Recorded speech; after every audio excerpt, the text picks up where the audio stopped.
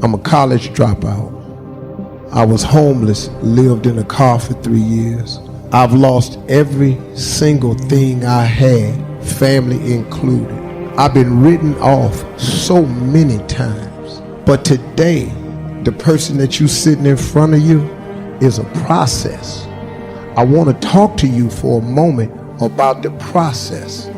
Everything that's happening to you is God is processing. And if you need to be tough when you get to where you're going, then He gonna toughen you. See, the route you on right now is the route you got to take. You just got to understand you ain't the only one. Because if you just keep on walking with God, God has a way of making everything all right. But He warns us that the steps of a good man are ordered by the Lord. Now, the term steps implies process. Means it's going to take a while. Because a blessing given too soon is not a blessing at all.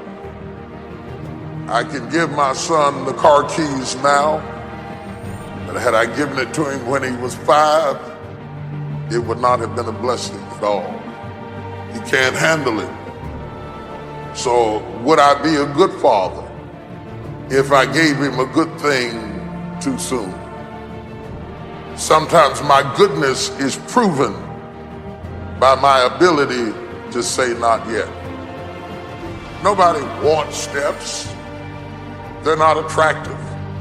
The only reason we have steps is to get us to a higher level. If there were a way to get upstairs without going upstairs, we would take it. But if you don't have the $60,000, $70,000 it takes to put an elevator in your house, then guess what? You go up the steps. I take them one at a time now. I used to take 2 and 3 at a time. I ran up the steps. I ignored the steps. They were no problem when I was younger. No, went up the steps fast. I ran up them until I tripped on them. Excuse me, step aside, move to the right. I gotta go. I run up the steps until I fell on the steps. And I learned respect for the process. Go through the process. I prayed to abort the process. I prayed to speed it up. I prayed that I wouldn't have to endure some things that He wanted me to endure. I was working on the destination, but He was working on me. If I wanted to really destroy you right now, real fast, real quick, I would give you my life right now and all that goes with it and all the 300 and so employees of my little company. I would give it all to you right now in a flash, and say, there, it's yours, take it. You know why that would be criminal? I didn't give you the struggle and the strife and the experience and the pain that created it. You wouldn't be able to handle it. You wouldn't be able to stand it. It would be murderous to win too soon.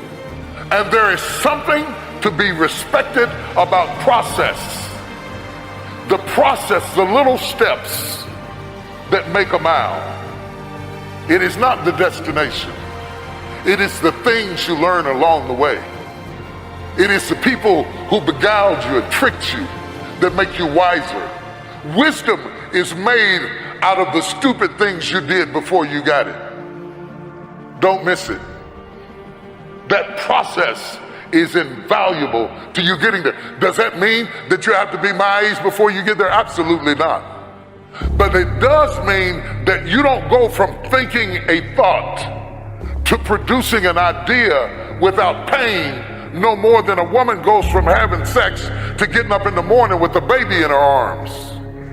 The gestation period is critical. Gestation creates formation. I wonder if you're upset about something now that later on you're going to realize it had to happen to get you to your destiny. It wasn't fair, but God used it to connect the dots. You can't see what God is up to, but later on you're going to understand. A disappointment today, a betrayal, you may not see how that works out for your good until years down the road. What's interesting is every time we got close to the end, all of a sudden that piece that I was so sure was a mistake would fit perfectly into place. You may have some pieces in your life that don't make sense. Why did that person walk out of a relationship? By itself, that piece doesn't fit. You have to wait for the other pieces to come together. God is in the process of connecting the dots in your life. Trust Him when the piece doesn't make sense.